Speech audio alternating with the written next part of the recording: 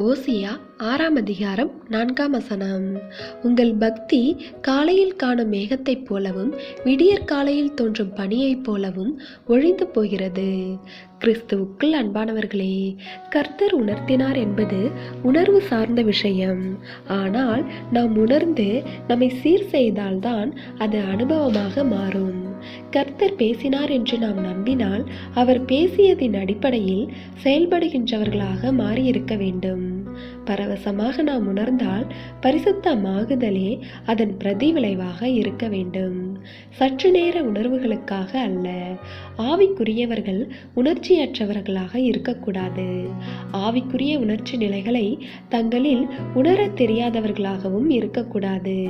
ஆனால் உணர்ச்சி வசப்படுகின்ற நிலைகளில் மட்டும் ஆவிக்குரிய அசைவுகளை பார்க்கும் போக்கும் கூடாது.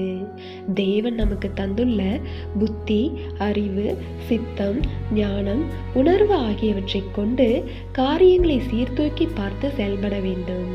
இன்று அநேகருடைய ஆவிக்குரிய வாழ்க்கை தரம் வெறும் உணர்ச்சி வசப்படுவதிலேயே முடிந்து விடுகிறது.